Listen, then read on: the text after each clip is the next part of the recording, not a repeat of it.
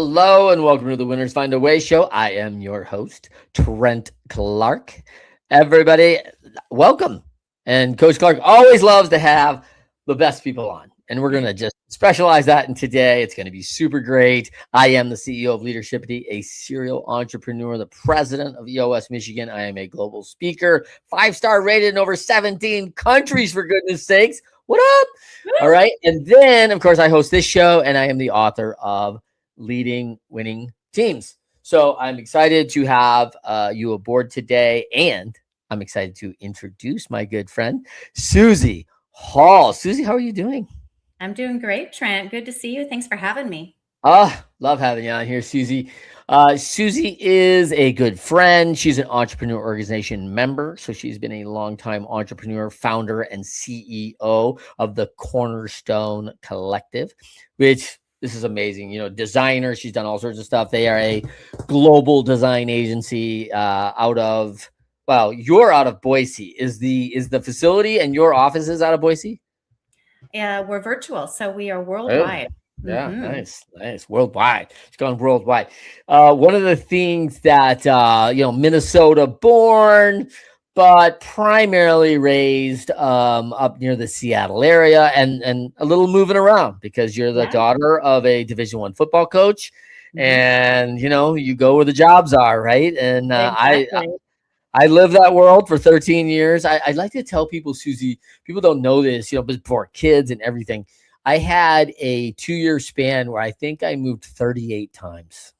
Oh my gosh. Yeah, it was crazy. Like, welcome to transition from, college to summer leagues to finishing to pro ball to all these things and then the different camps and the different assignments they put you on, and you're just like, oh my gosh, this is crazy. It was so wild. And so, people always talk to me, Suzie, about like, hey man, do you ever get sick of hotels? I'm like, no, I've been in hotels like my whole life. Like, I'm just used to it. Like, it doesn't bother me at all. So Suzie, you also a college athlete like myself. Played some volleyball up at UW Puget Sound. Talk about that experience. What was that like? Yeah, so growing up the daughter of a major college football coach, my dad coached University of Washington. Before that, he was at Kent State University and University of Colorado, then went on to become the head coach of Boise State University after UW. But my growing up years were in the Seattle area. I went to University of Puget Sound for college. And, being a coach's daughter, my brother and I were just kind of naturally brought into athletics, which I loved. And I played softball and volleyball, went to college, had a partial volleyball scholarship, had a great freshman year, lettered, back row specialist. And then the next year I came back and my coach said, Suzie, I've recruited some taller girls for the team. You might want to consider, changing your interest, doing something else. And that was hard after being a lifelong athlete. Oh. But I took it to heart, sat with it for a couple of days, and then moved into student leadership, student government, played intramurals, and kind of expanded my landscape in college.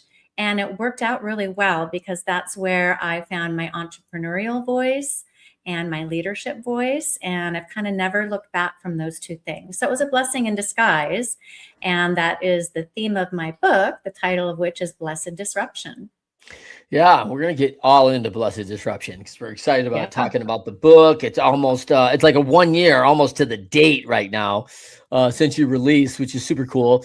And I really appreciate the job transition. I tell a lot of people in athletics, about 99.9% get fired and they're told it's over by somebody, cut, whatever you want to call it, right? Like, this is what happens. Like, there's very few who's like, I'm going out on my terms. Like, yeah, okay, maybe, but my experience is very similar. I got that conversation of, you'd make a good coach. I'm like, yeah, I'm totally going to do that when I'm done playing. And they're like, yeah, that's now. And I was like, well, and I sat with that for like 2 days going, my dream is over. I'm not playing in the majors. What's going to happen? I'm always been a baseball guy. I do have this job offer, which is nice. That was nice. It was a good transition in that way.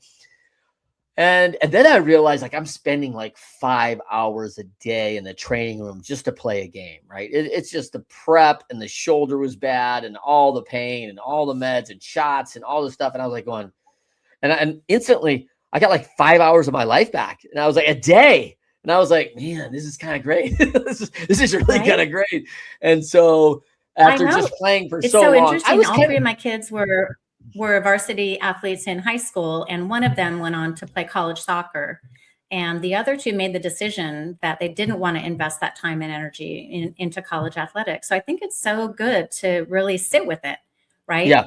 No matter how it comes around, and decide if that's really the path that we want. No matter what, I think athletics sets us up well for life. Yeah, I think it's a good way to put it, like sitting with it. And you're right, like college athletics, like you can't be interested, you got to be committed, because it is a complete disruption. Maybe not so blessed, but like it is a disruption of your life, because like you will get a 400 level class in time management when you're a college athlete. Like it is, your time is not your own, and you're scheduled a lot of places. So very cool. You've been this entrepreneur for a long time, Suzie, and not that long. You're 27, so like, yeah, right. So, you've been doing this a long time, and what do you think guided, like, hey, I want to do my own thing. Like, did you think like me? I thought like maybe I'm a bad employee, right? Like, I want to change stuff, I want to fix stuff and get it right and and everyone's like, we're not working at this pace. Like, what are you talking about? And I was like, man, we got to figure some stuff out. I just need to do this on my own.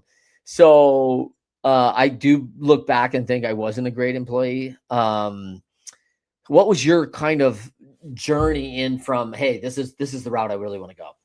Yeah, great question. So I graduated college with a business management degree, communications minor, still didn't know what I wanted to do. Went into office products and office furniture sales with Boise Cascade. It was a great company, great experience. Turned into commission only pretty quickly. I think everyone needs sales experience. Yeah. And after doing that for 3 years, moved with my then husband to Boise and started working for an office furniture dealership. And it was about a year into that job that I was just like, I can't work for anyone else. And I think it's just the internal wiring for me. I was just always kind of that way, comfortable doing things on my own, love being part of a team. And I've always been a natural leader. But in terms of the entrepreneurship and starting my own company, I just kind of jumped in the deep end without a business plan, and took my passion and my business background and a few clients and just started my business.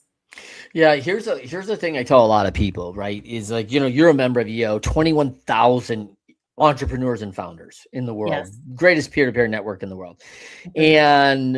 And so for these entrepreneurs, I think one thing that I tell them is like, we get very used to actually taking off on a plane and going, hey, Suzie, Trent, could you go build the landing gear? Because in a couple hours we'll run out of fuel. Like, wait a minute, we're the landing gear? Like, okay, Suzie, what kind of engineering do you have, right? Like, is there instructions? What are we doing?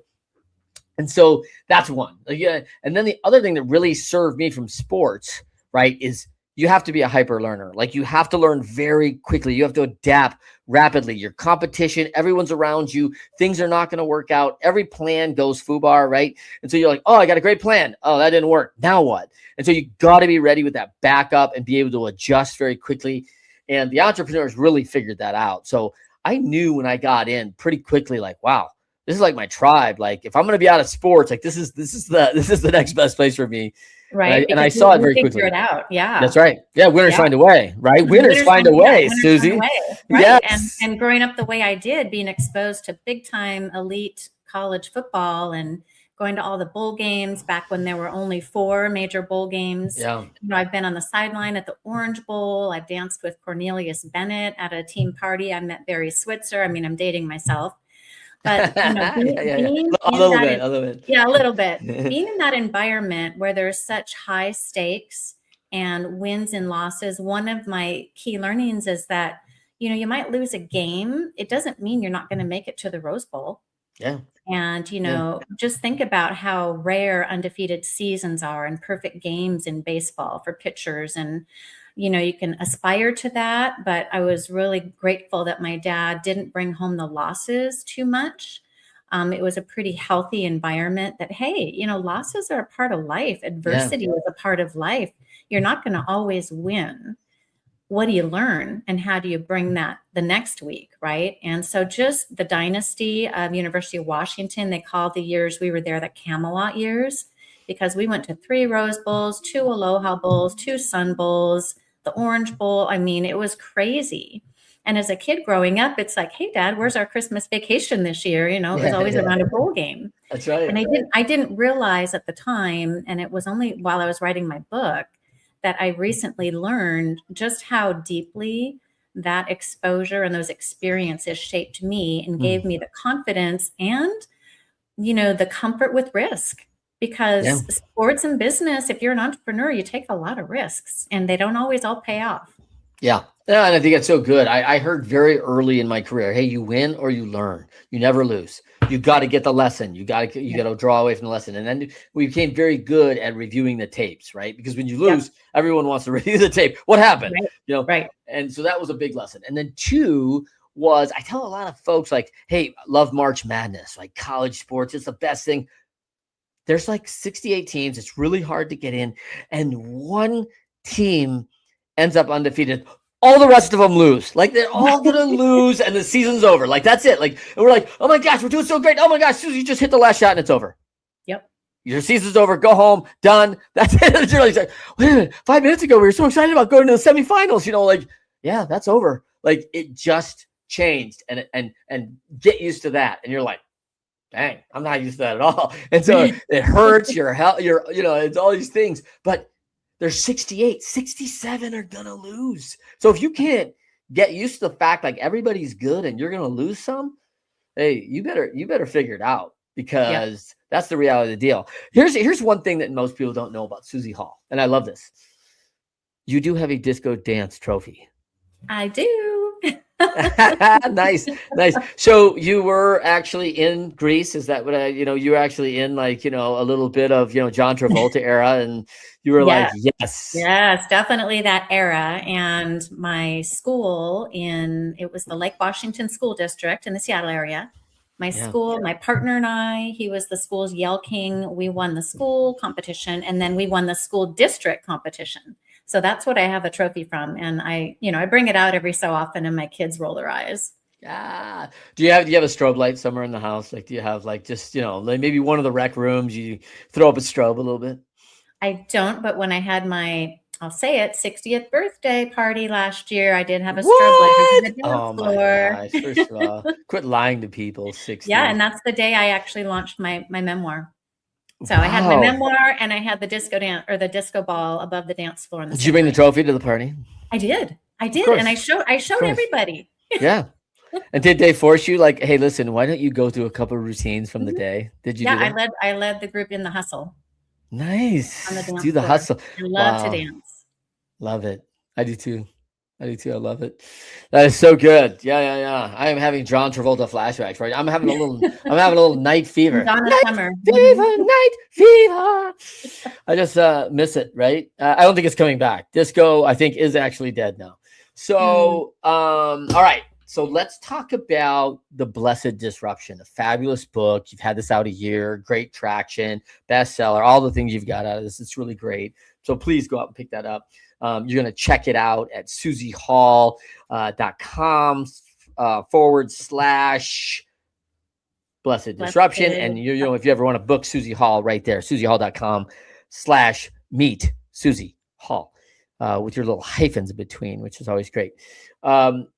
Before we get into this event that happened midlife, you're moving along, you've done all these things, you start life. Talk about life before the event. Like what's happening in Suzie Hall? You're tracking, you got the degree, you were the athlete, now you're married, and now you're in Boise. You're going every Saturday to watch your dad, the head coach, on a little Smurf turf. Life is looking all the things, right? You're going all the direction you want. Tell me, is it great? Do you own your business yet? So I'll start kind of at the beginning and I'll go pretty quickly, but there's 3 sections to my book. The first section is called The Show. Mm-hmm. The show was all about performance appearance, looking good, and achieving. So yes, being in that elite athletic football culture, performance culture, it's like I really responded well to that. I was most likely to succeed in high school. I was the dean scholar of the business school for 2 years in a row, the female. My junior and senior years of college, I was a homecoming princess in college. I mean, all the things, an athlete, a student leader, great student. And yet there was a trauma that happened to me in that college, in that world of college football that I'm not going to give away. You're going to have to buy the book and read it. Okay, but good. From that point, age 14, I started to experience a disconnection inside that I couldn't name. And my family was very involved in church and religion and faith. So faith, family, and football all kind of go together, the American way. Yeah. And so I didn't really have a way to tap into that and to understand and even pay attention to it. I just kept doing the next thing, achieving the next thing. I married my college sweetheart. And then, you do the things. It was back in that era, you're expected to graduate college and then get married and then buy a house and then have kids and get a good job. So I was just kind of putting one foot in front of the other, but yet there was this growing gap and a dichotomy inside of me, such that after about 10, 11 years of marriage, I got to the point where I just couldn't do it anymore. And I ran. And so that that wasn't my halftime. That was kind of the second quarter. And so I ran. And I'm, again, not going to give away the whole book, but when I got to the halftime, what I call the halftime of my life, because I use a lot of football metaphors and language in my book, because that's how I was raised, that's how I think. Yeah. There was a huge explosion and my second marriage collapsed. And it was at that point where I remembered in the depths of depression that halftime is a great time to reset and to choose how I wanted to show up in life and transform myself so that I could transform my life. I knew that it started with me. And so then the third section of my book is called Intentional Disruption. And it's about choosing disruption so that we can improve ourselves and our lives. We disrupt ourselves, our path, our story, our mindset, and our belief systems so that we can light up our scoreboard in victory. And when you think about the scoreboard of your life, and I have this book here that I love, it's called The Dash. Yeah, I love that book. Love that book. Yeah, right? Yeah. And it's all about your dash is that little line that's on your headstone one day. And my mom just passed a year and a half ago, so it really resonates. But the dash is what we do every day. Yeah. So instead of me standing on the sidelines and playing victim and, playing for the losing team is what I call it, I chose to become the head coach of my life. And doesn't mean it's perfect. Doesn't mean I still don't fail and have adversity, but it does mean that, I can be in the eye of the storm and not get knocked over. And so the disruption piece, I was always afraid of pain and disruption because of the way I was raised. Don't show weakness. Don't show imperfection. Don't fail. I mean, yeah, you might get knocked down and it's okay within a certain parameter. But when I rocked the boat and I left my first husband, it was a whole beginning of a whole new journey for me. Yeah, I think it's one of the things that it's such a tough thing. The whole family dynamic and growing up in that. I can only imagine the challenges you always face, like, hey, it sounds like the SEC, right? Like it's like faith, family, football, right? Like this is I think it's their mantra actually, right? And so all of a sudden you're like, whoa, what do you mean? It's family, Suzie. You're not changing this. Like you can't go, you can't run. Like it's family, right? And so I really appreciate the fact, like if this is like woven through the whole thing, it's gonna feel like disruption, right? It's gonna feel like a big disruption. And I appreciate one of the things you tackle, which I really like, is transforming trauma to triumph. Into triumph. Is that right? Yeah, into triumph. I love and that. that word transforming, it's all about choosing and taking action, which is what we do, right? As athletes and as entrepreneurs, rather than just sit and let life happen to us. we create our lives and we design our lives and we try things and we fall down and we're, bloodied and torn on the field and, drill after drill, whatever it takes.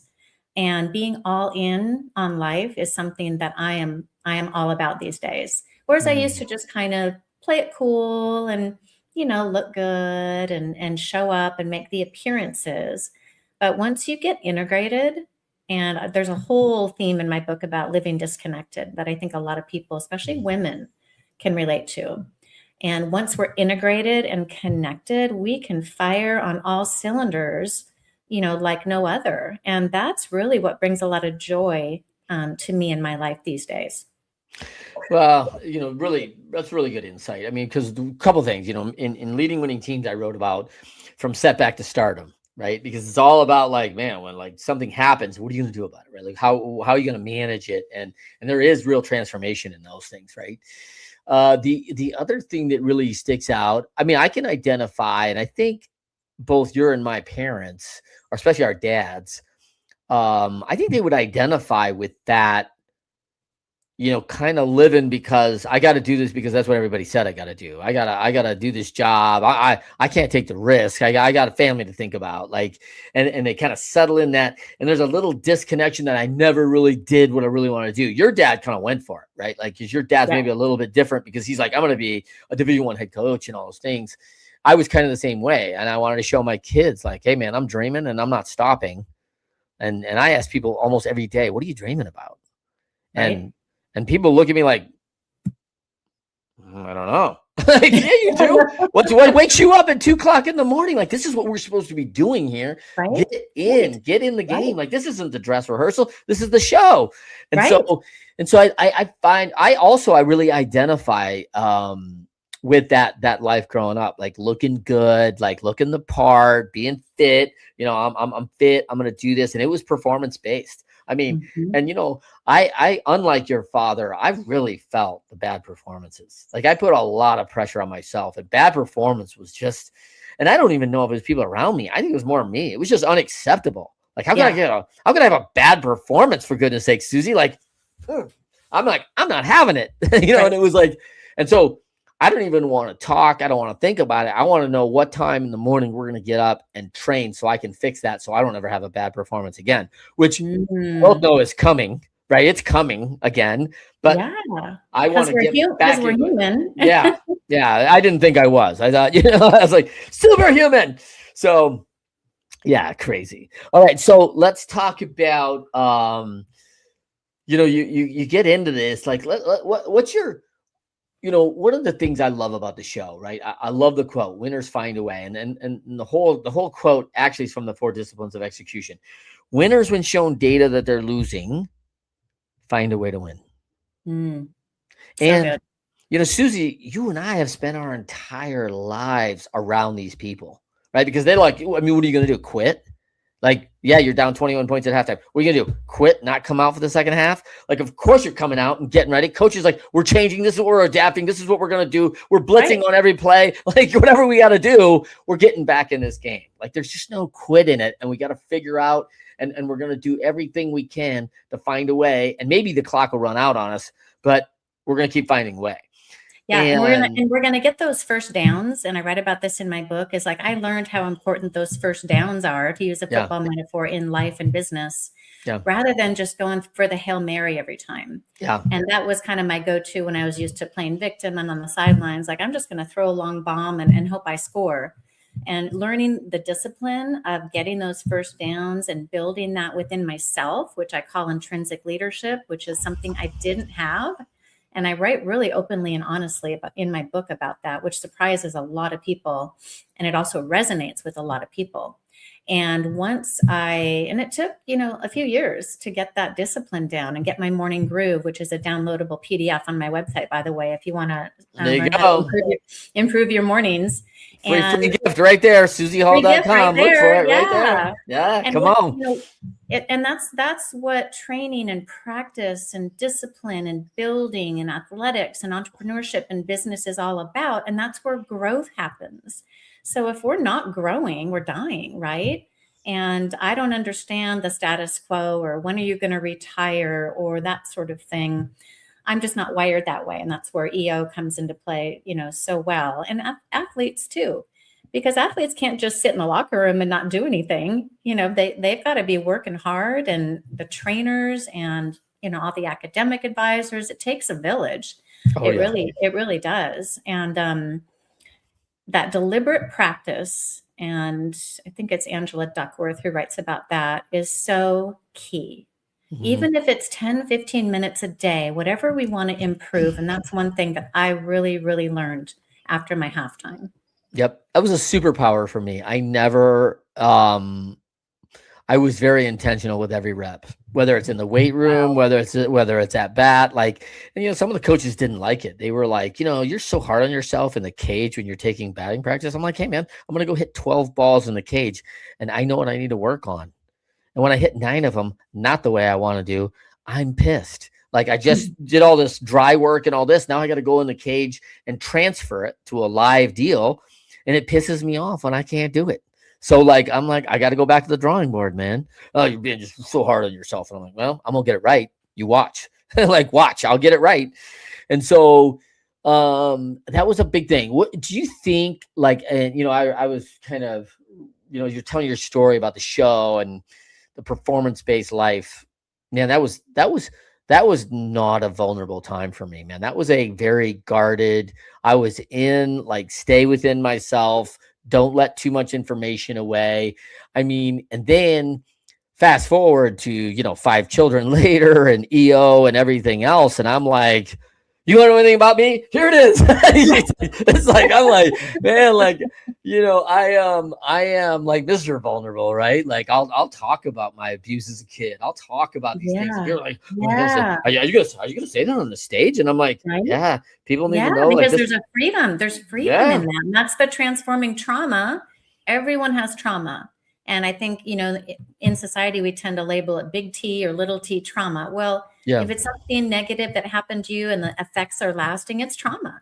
And we've got to clear that out. And for so many people, we've got to verbalize it and we've got to face it, whether that's publicly or with a therapist or, with a spouse, whatever. Yeah. But that's what I write about is I had these traumas trapped inside me. And it wasn't until I learned how to process and release them. And one of them was sharing with my parents the trauma that had happened to me in this on this bull trip. And that was horrific thinking about doing that, but I did it. Yeah. And people ask me, how do you have the courage to do that? Or how do you have the courage to tell your story? I don't know. I just do it. And once we do that, we find a freedom and a power and a peace that takes us to that next level. Love it. How many years, you were 14 when the original disruption. How many years later did you tell your parents? 21. Mm-hmm. So I wrote my book. I think it came out in 2024. I think that's right. Yeah. August 2024 is when I wrote Leading Winning Teams. I had never told my mother about being a sexually abused child because it happened from a neighbor. And I had never told her. And my mom's like, I can't wait to read your book. And my mom is in the mid to late 80s at that point. Mid to late 80s. She's all excited and all that. And I'm like, oh, I got to talk to you about something. because I don't want her to learn about that in a book, right? And totally. And yet at the same time, and a lot of people would argue hey, why wouldn't you share that? All those things. And, my self justification on that, I guess, was, my mom's going to be hurt. She's going to feel like, oh, I wasn't a good mom. All these things, there's just no way she could have known and could have, anticipated it. It's just no way. Right. And so telling my mom that when I was 20 and having her carry that around for, whatever, another 40 or 50 years, no, thanks. I just wasn't interested. But one of the things I want to talk to you about that I learned from hard labels, right? Little T, big T. I mean, T's just T, man. I don't know. I'm sure it gets worse and worse, but there are levels, I'm sure. But we're so funny with labels. One of the things that I learned in my work that I thought was really valuable is that I do talk about it on the stage, Suzie, as you know. I get vulnerable about that, but I'm always happy to revisit. I never relive it. Right. I will revisit it, but I'm not going to relive it. And and sometimes that's where I think people go a little off. Well, tell me more. Tell me, and they want to go deep, and You I'm want to like, get into the drama. Yeah. I'm like, no. That's not how it's going to go. Let me just tell No. you this, and I got to move off it. And and it's maybe some of these people with probably journalistic instincts, or maybe it's just maybe a little bit edge that you shouldn't have. It's like, I got to know more. Like, no, you don't. Well, and that's true. And the vulnerability you talk about, I mean, I lived with armor on, and Brene Brown writes and teaches about this a lot. And she was one of the big thought leaders for me in my transformation journey. Yes. And learning to take that armor off every day continues to be a practice, right? Because it's so easy to armor up and not be vulnerable. And so when I, here's my book, right? So when I'm speaking, and I've got this has been, it's been 1 year this week, and I've got all these pages flagged, and I just finished recording the audiobook. Nice. When I first started writing the book, my therapist, he reviewed it a couple times. He's like, now you need to start reading it. And I couldn't get through reading it without crying. And so now when I recorded the audiobook, it was so powerful, even the trauma scenes, right? That sure, it's emotional, but it doesn't hold me hostage. And that's what was holding me hostage for so long, keeping me on the losing team. So I wasn't showing up in life how I wanted to, or, being fulfilled and self-expressed and all those things, playing small when I was meant to play a bigger game. So it is pretty powerful when we share our stories.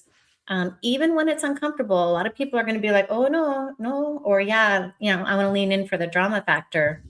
But there's real healing there. And it's super, super powerful. And our generation and before, I think, weren't as comfortable with talking about things. Yeah, love Brene Brown, and I love the fact that she one of the books that I read from her that was so good, and we just had her on EO, right? Like just last week. Yeah, I need to watch the recording. Yeah, I know. It was terrible, by the way. Something happened wrong when they were recording, so don't get into that too deep. Okay. But the message is really good. But one of the things that I loved was she had a book that just really Daring Greatly. Greatly was so powerful for me. So powerful. That's a big piece of my Q2, I think, in here. Yeah. I found faith later in life, and I signed all my books, from the NIV Bible verse, 2 Timothy 1:7, that version, which is, for the Spirit God gave us does not make us timid, but gives us power, love, and self-discipline. And I want everyone to feel that. I want everyone to feel that like, listen, man, you walking through this life being timid, that is not the answer.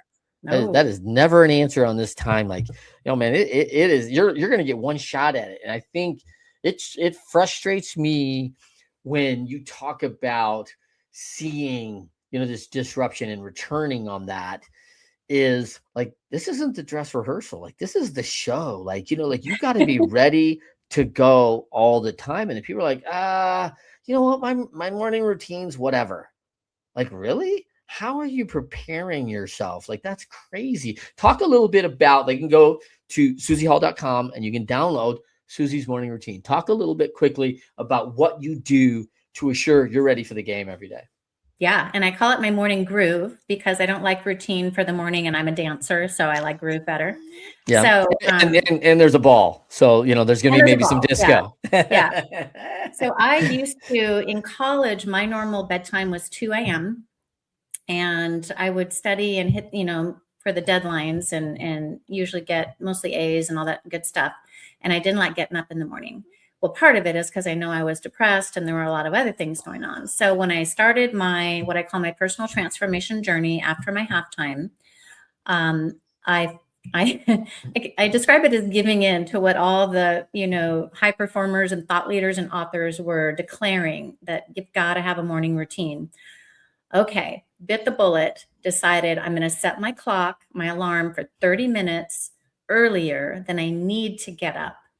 And I break my halftime chapter 10 down in my book into 4 quarters, and I have years. And so I might say Q1, Q2. So Q1 was pretty shaky, right? I'm just trying to put that personal discipline in place. And so getting up 30 minutes earlier, Meditating is really when I started to meditate, and it was guided meditations. And it was just 5 or 10 minutes a day to begin with, prayer, reading scripture, and breathing. And then stretching. I'm a big believer in stretching. And then I fit exercise in. I'm not one of those that gets up, at 5 a.m. to work out and all that sort of thing. I structure it into my day, but I do work out every day and walk. So those practices helped my mind, body, spirit coherence and get me into a state of peak performance for the rest of the day. And then do intermittent fasting, eat a good breakfast, eat whole foods, nutrition, hydrate. I drink 100 ounces of water a day. I mean, there's all these things that we do. And I like how C.S. Lewis describes us, that we are souls. We are souls and we have bodies, right? And so we have to take care of our soul. And so much of that is being quiet and connecting and centering. And recently I've just started doing transcendental meditations later in the afternoon to supplement, because I'm going through a season of adversity right now. And I'm like, I've got to up my game. I've got to have other resources to help me through this season. And that's been amazing too. Let's talk, this disruption, right? Because we talk about you're going through things, and I think this is always a fun thing I always enjoy about entrepreneurs. Everyone thinks like, oh my gosh, you own your own business, life must be good, you must never have problems, like you make all this money. No, never have issues, man, like at all, ever. Zero. And let's talk about James 1:2, right? Consider it pure joy, my brothers and sisters, whenever you face trials of many kinds, because the testing of your faith produces perseverance. Let perseverance finish its work so that you may be mature and complete, not lacking anything. I've been reading that verse every morning for the past 2 weeks, and the whole book really? of James, actually. Yeah. Yeah, so good. Book of James. So good. So good. And it was interesting this morning in my morning groove, I finally felt that piece of surrender, like, oh, this is what he means. This is what the word means. And so you can read it, but that's where the morning groove and the practice really helps it take hold in the heart. Yeah. I see that too. And then I think about this. And by the way, I read it and understand it. I'm not saying I'm executing and practicing it well. I would just tell you right now, Suzie, because when the challenges come, my reaction is never, oh my gosh, this is so good for me. I am so happy, Suzie. I don't even think after this mistake we'll make payroll.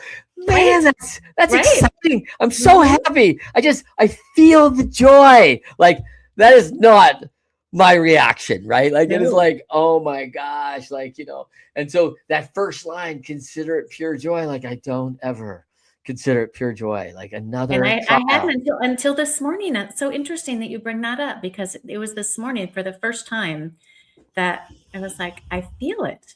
Yeah.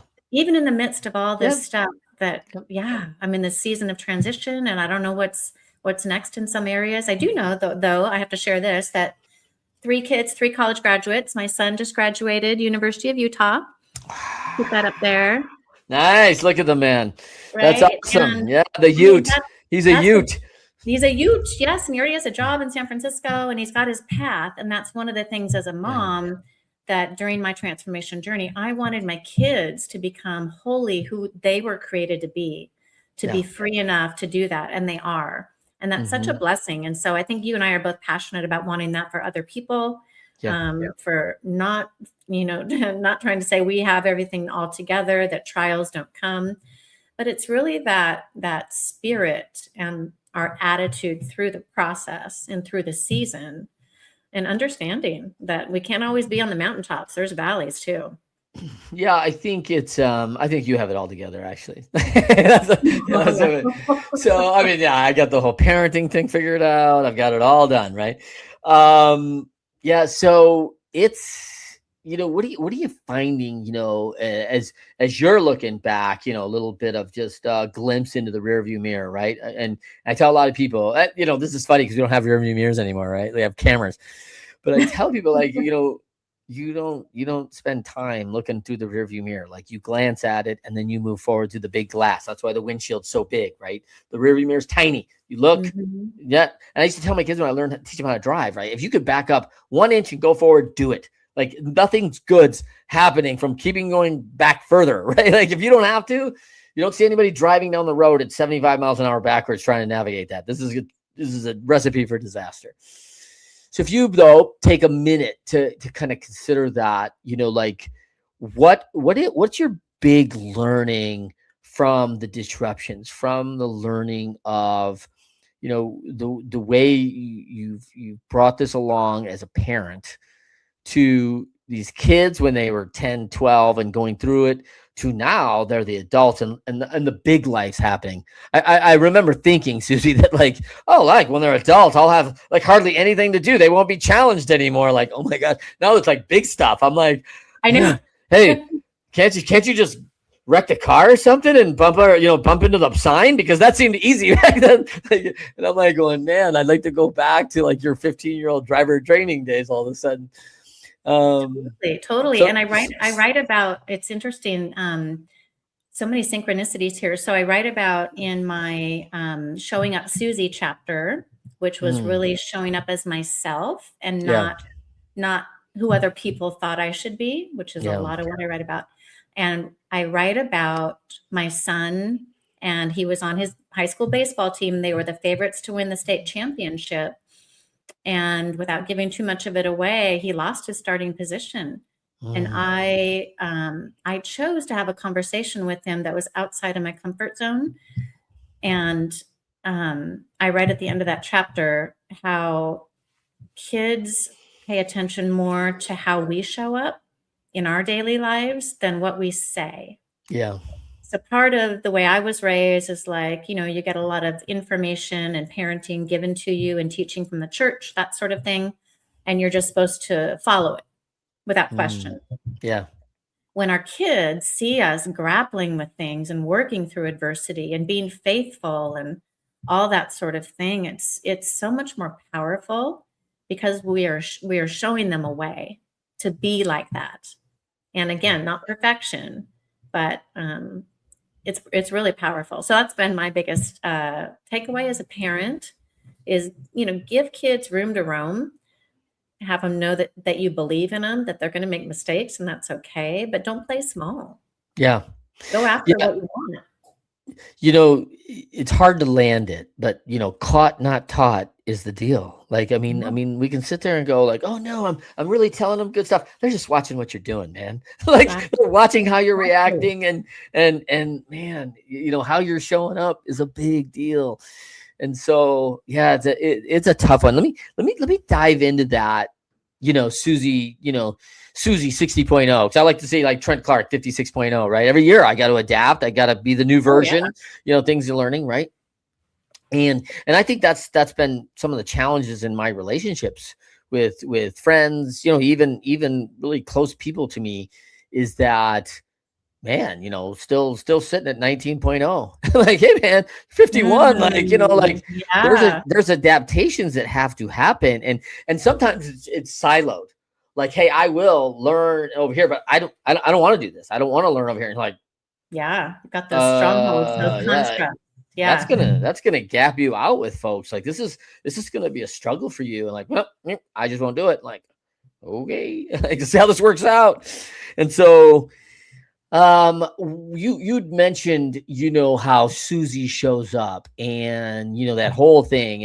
And a lot of people, in leadership and our Bloom growth coach, at one point I had like 73% women founders that would hire us, right? Like they were, because I think women are more apt to, let's get the whole team educated. Let's all get in this together. We're going to all get better. And there's less there. I'm not saying there's no ego. I'm saying there's less ego around like, I'm thrilled you're getting better. Like they're coming alongside a lot of the times better than some of the big male powerhouse CEOs I've seen who are like, I don't know if you know or not, but I know everything. Just ask me. Like, yeah, all right. Like no one feels humility in that. Right. And so there's challenge in that. But one of the challenges I see is, and you kind of touched on it, is women have a tendency greater to me, and I'm not saying men don't do this, that they're very concerned about how others think about them.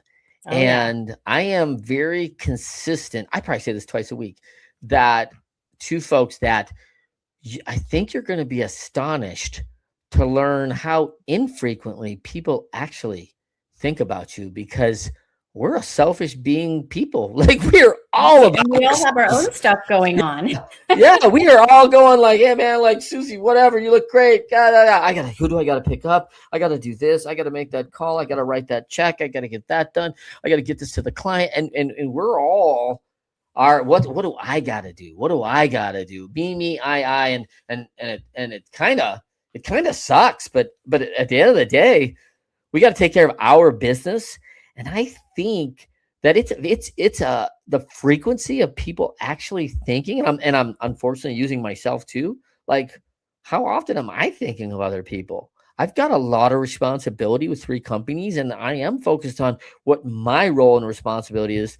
And even as a coach to a lot of people who get a lot of attention, and I'm very engaged in that moment, when I'm done, I don't sit worrying 3 days. Hey, is Suzie going to get is she going to get 15 to 20 million? Is she doing the execution that we talked about? Like, I don't think that. I think, hey, you got it. I'm not going to worry about you. It's up to Suzie.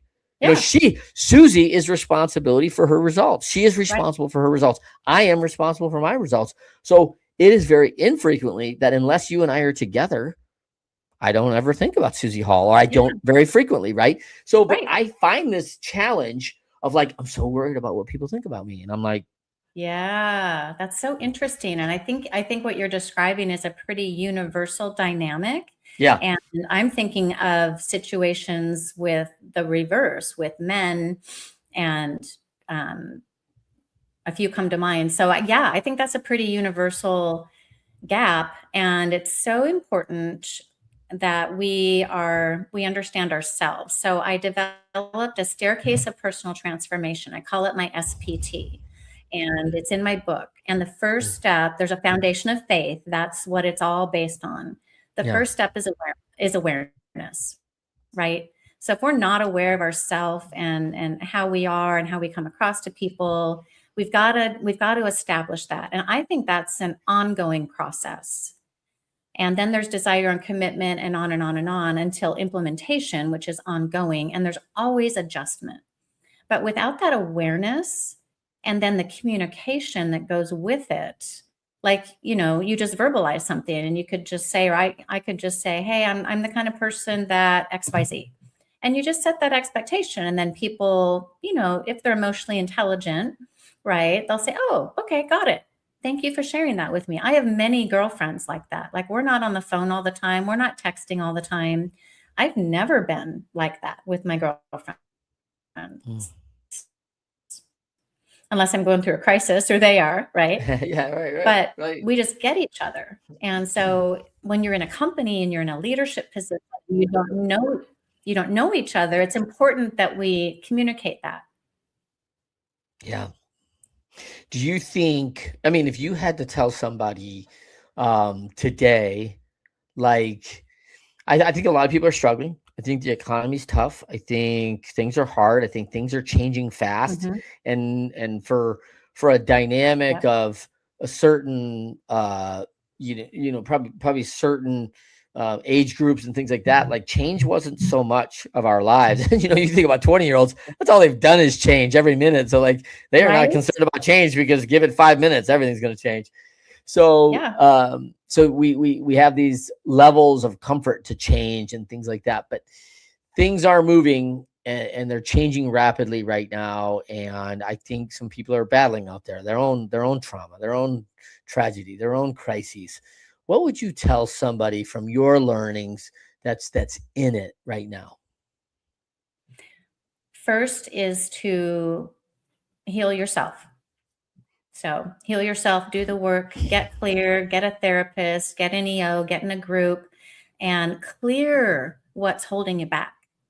And trauma is usually part of that package. Mm-hmm. Clear the patterns, become aware of what's holding you back. Then give yourself permission to play the biggest game of life that you can, even in the midst of adversity, even in the midst of the sky is falling. I remember back in 2009-10 timeframe, when the sky was falling and all these things. And at the time I had a nice diversification in my business. We had a couple of our best years during that time. And I would be like, why do you like perpetuate the negativity? So when we set our sights on the mountaintop and we live from our future, and that's really something that I'm focusing on right now. Benjamin Hardy is a great thought leader. He's written Be Your Future Self Now. I mean, all these things. He endorsed my book. And nice. When you think about your future, we're talking Ben Hardy, who wrote 10x is easier than 2x, right? Yeah. He endorsed my book. Yeah, it's on the back cover of my book. I just saw him in Ireland. Were you in Ireland? Yeah, he spoke. I wasn't this year. No, but I heard it was great. But I've been following him for 12 years. Yeah, he's a good author. Great. He's the one who asked me in Lisbon, Portugal. His mom is a dear friend of mine, and she traveled with me to the Women of EO. And he said, "When are you going to write your memoir?" He was the one who nudged me. And so that was pretty amazing. So, but he's so brilliant. And the way he describes it is, okay, so when you envision your future and you look at your life, why are you keep doing what you're doing that's not going to get you to your future? You know, and it's really powerful and simple, but challenging. Yeah. It's a great question to ask yourself. Like, am I, one of the exercises I do as a Bloom growth coach is I bring folks in and I have them write a letter to themselves, them as a leader in 5 years, and what that really looks like. Right. And I'm like, are the behaviors and the steps that you're executing right now getting you there? Because why can't you be the leader in 1 year? Yes. And they're like, oh, I totally can. Like, right now we need to go, is this what that leader looks like? What I'm doing today, is that what that leader would do? Is that what they would do? Because they wouldn't take those actions. So I think challenging ourselves in that. Let me ask you a quick question on this. Does Suzie Hall give herself grace? Yes. Yeah? You're good? Yes, I've learned to. Yeah, learned. Okay, good.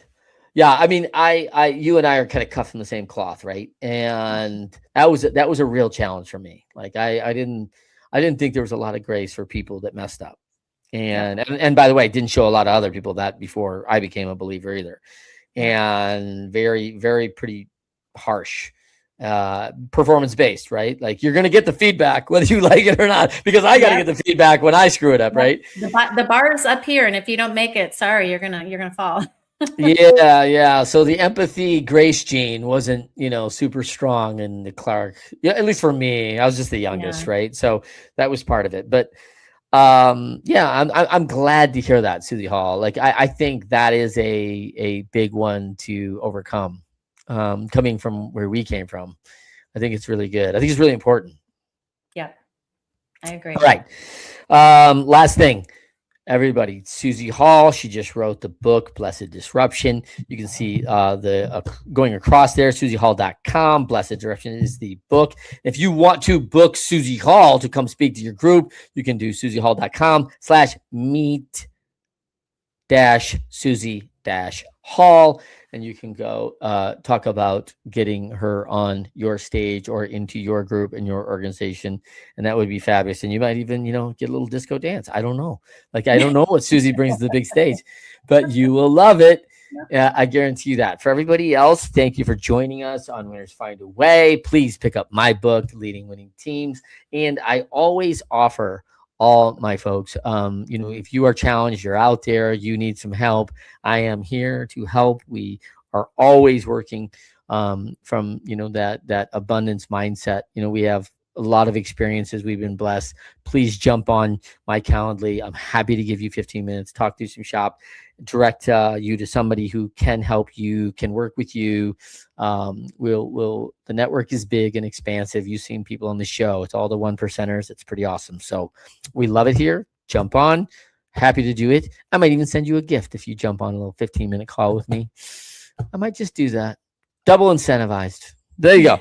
So for everybody else, Winners Find a Way show every Thursday morning at 10 a.m. Eastern, 7 a.m. Pacific on Leadership at a YouTube channel, my Facebook Live, and my LinkedIn Live. And then, of course, our podcast drops every Friday morning on all the major networks. So until next time, we say goodbye to Suzie Hall. We thank you for being here. Like us, share us, do the whole thing, follow us, and we will see you next time as